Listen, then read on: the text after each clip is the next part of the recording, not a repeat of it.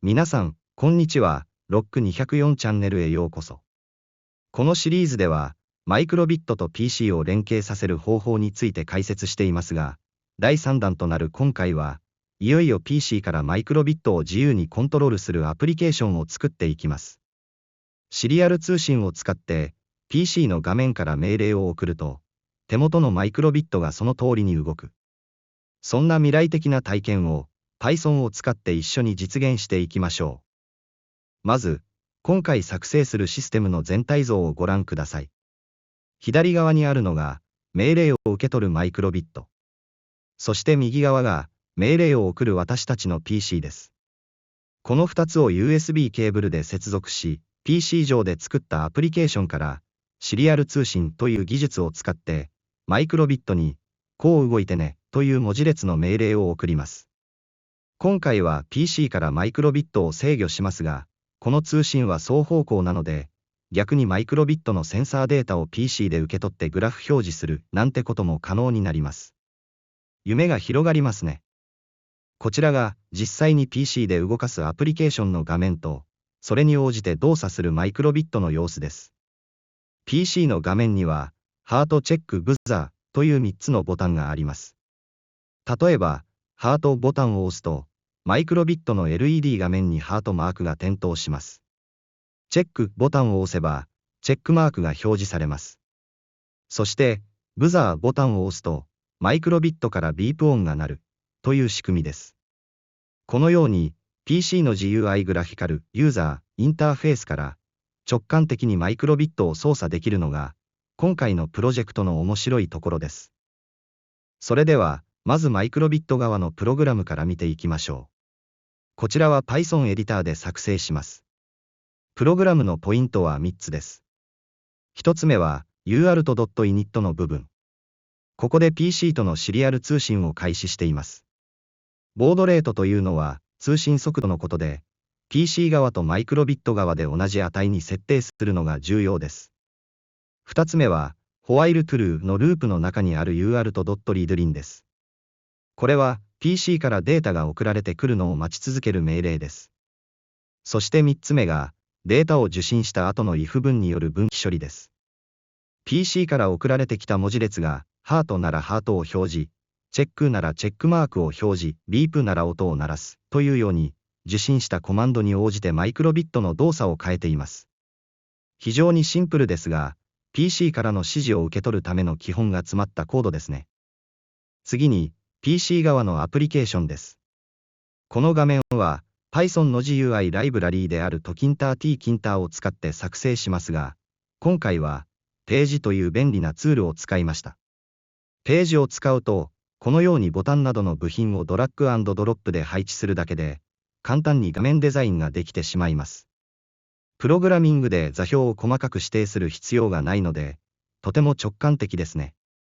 今回は、接続確認ボタン、終了ボタン、そしてマイクロビットを操作するための3つのコマンドボタンを配置しました。ページで GUI のデザインを保存すると、いくつかのファイルが自動的に生成されます。シリアル_out.tcl は、ページのプロジェクトファイルです。そして重要なのが、Python のファイルであるシリアル_out.py とシリアル_out_support.py の2つ。シリアル_out.py には、先ほどデザインした画面のレイアウト情報がコードとして書き出されます。シリアル_out_support.py には、ボタンが押された時の処理など、アプリの具体的な動作を書き込んでいきます。このように、見た目とロジックを分離して開発できるのがページの大きなメリットです。それでは、ページが生成したシリアル_out.py のコードを具体的に見ていきましょう。このファイルは GUI の見た目を定義しています。まず、ブザーボタン4の設定です。コマンド=ラムダ、シリアル_out_support、センド_コマンドビープという部分に注目してください。これは、ブザーボタンが押されたら、シリアル_out_supportモジュールの中にあるセンド_コマンド関数を、引数ビープをつけて呼び出すという意味です。また、ステート=一重引用符でセーブルド一重引用符で、最初はボタンが押せないように設定しています。次に、チェックボタン3です。こちらも同様に、コマンドの部分でセンドアンダーラインコマンド関数に、チェックという文字列を渡すように設定しています。これにより、このボタンを押すと、チェックというコマンドがマイクロビットに送られるわけですね。こちらは、接続確認ボタン1です。このボタンのコマンドは少し違いますね。コマンド=シリアルアンダーラインアウトアンダーラインサポート、オンアンダーラインコネクトとなっています。これは、ボタンが押されたらオンアンダーラインコネクトという、接続処理を行うための専用の関数を呼び出す設定です。続いて、ハートボタン2です。もうお分かりですね。コマンドには、ドアンダーラインコマンドハートが設定されており、ハートというコマンドを送信します。こちらも初期状態はデセーブルド、つまり無効になっています。最後に、終了ボタン5です。このボタンには、マンド=シリアルアンダーラインアウトアンダーラインサポート、オンアンダーラインエクジットが割り当てられています。アプリケーションを安全に終了させるためのオンアンダーラインエクジット関数を呼び出す役割を持っています。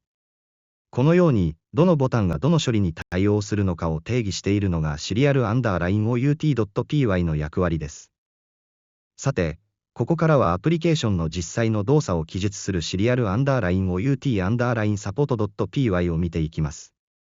まず最初の部分は、必要なライブラリーをインポートしている箇所です。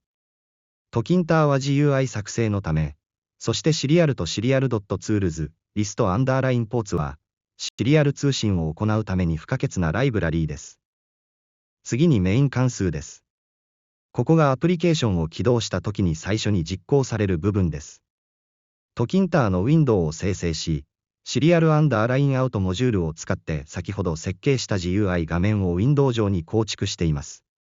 ルート.main ループでイベントボタンクリックなどを待ち受けるループが開始されます。こちらがこのアプリの重要な機能の一つ、オンアンダーラインコネクト関数です。接続確認ボタンが押されると、この処理が走ります。シリアル .tools リストアンダーラインポーツ .comports を使って、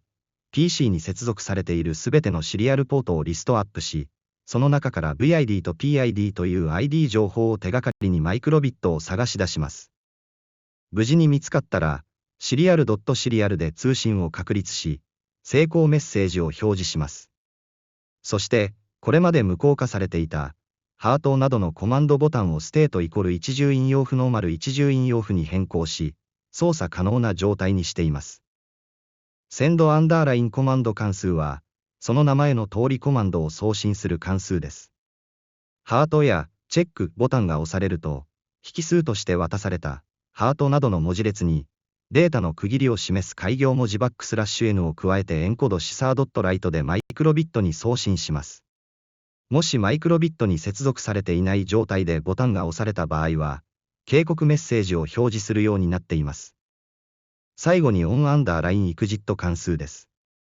アプリケーションを終了する際に、もしシリアルポートが開いたままだったらSAR.close で正しく閉じる処理を行っています。